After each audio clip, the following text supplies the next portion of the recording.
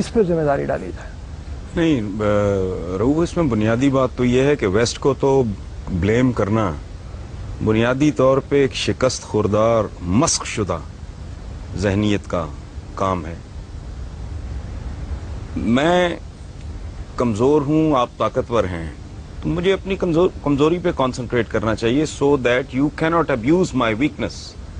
ایک بات. دوسری بات یہ ہے کہ ویسٹ، خاص طور پہ امریکہ کی آپ بات کر رہے ہیں، یہ تو ویسے جمعہ 8 دن کی بات. آپ کی تو ساری تاریخ ہی اس طرح، آپ کی ساری تاریخ ایک دوسرے کی گردنیں کاٹنے پر مشتمل ہے. یہاں میں ایک بات کی وضاحت میں اکثر کرتا ہوں کہ بھائی جب تاریخ کو دیکھو تو بغیر تعصب کے دیکھو. آپ لوگ اگر تاریخ کو مس کریں گے، تاریخ کا کچھ نہیں بگڑے گا، وہ آپ کو مس کر دے گی. بغیر تعصب سے دیکھنے کا نتیجہ یہ ہے کہ آپ درست نتائج پہ پہنچیں گے اور پھر شاید آپ اس کو ریکٹیفائی کرنے کا بھی سوچ سکیں. اگر آپ اپنی کجی، اپنی کمزوری، اپنی غلطی، اپنے جرائم، اپنے گناہ، اپنی حرکتیں، اپنی پرفارمنس ہی نہیں ماننے کو تیار، اس کے علاج کی تو نوبت ہی نہیں آئے گی. آپ کی ٹوٹل ہسٹری، یہ ویسٹ کو گالی دینا، ویسٹ کو برا کہنا وہ چھوڑیں، وہ تو ہمارے رائیولز ہیں. میرے اور آپ کے درمیان ایک مقابلہ چل رہا ہے جو صدیوں پر مشتمل ہے. تو you are most welcome to do anything you want. ہم کہتے ہیں وہ جی سازشیں کرتے ہیں، وہ آپ سے بہتر دماغ رکھتے ہیں تو سازشیں کرتے ہیں، آپ کر لیں. اور پھر جھوٹ ہے یہ بر صغیر کی تاریخ اٹھا کے دیکھ لیں. لارڈ کلائیو کے ساتھ 200-250 گورا تھا، باقی سارے ہم ہی لوگ تھے، ہمارے ہی بزرگ تھے. بکسر کی لڑائی میں شاہ عالم ثانی کا انہوں نے جو حشر کیا ہے، لڑنے والا کون تھا اس کے خلاف؟ بابر کو کس نے نکالا تھا فرغانہ سے؟ اس کے چچاؤں نے. یہاں کے اس نے کس کی گردن اتاری سب سے پہلے؟ ابراہیم لودھی کی.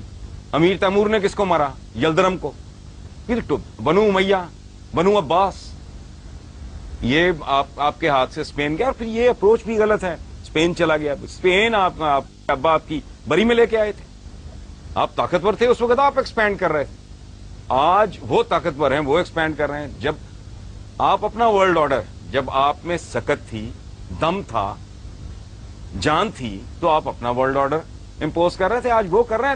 رونا کس بات کا؟ اس کو گالی مت دیں، اپنے گریبان میں جھانکیں. ہمارے پنجابی میں کہتے ہیں اپنی منجی تھلے ڈانگ پھیرو تو انہوں سمجھ آئے. آپ کی ٹوٹل تاریخ، یلدرم پورے یورپ کو اس نے آگے لگایا ہوا تھا. امیر تیمور صاحب یہاں سے روانہ ہوتے ہیں، جا کے اس کا ستیہ ناش کر دیتے ہیں.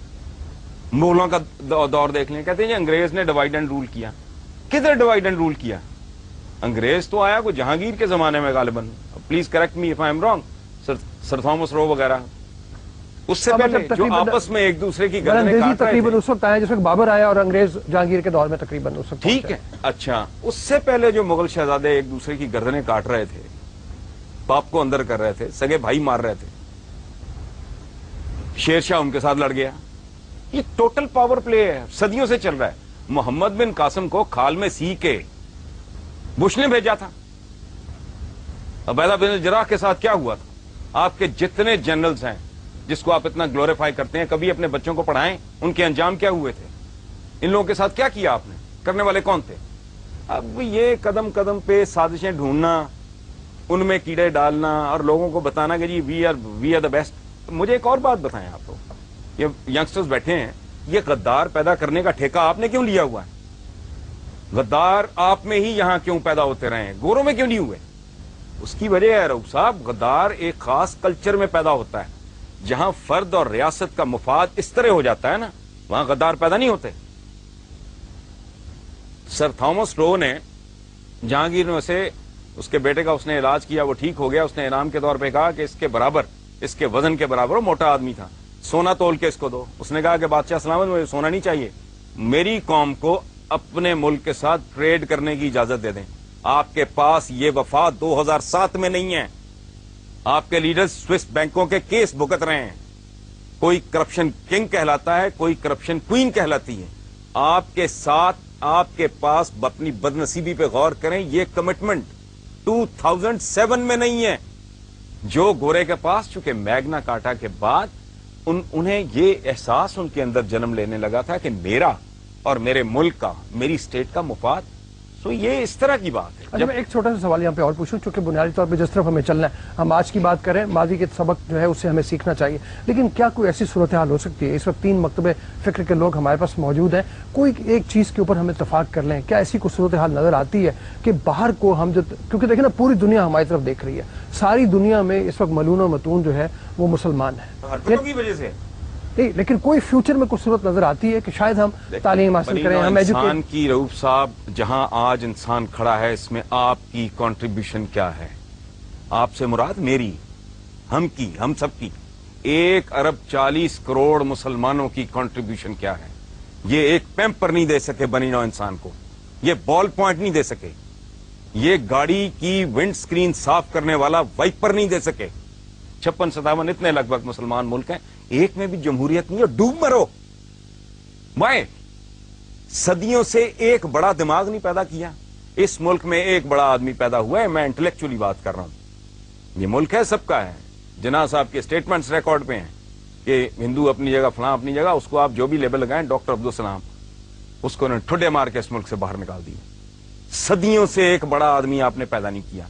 औकात यह है कि एक एवरेज लेवल का, एक आम सतह का दानिश्वर बात करता है क्लैश ऑफ सिविलाइजेशन, ये उसको सर पे बिठा लेते हैं और पूरी दुनिया में डिबेट पे शुरू हो जाती है।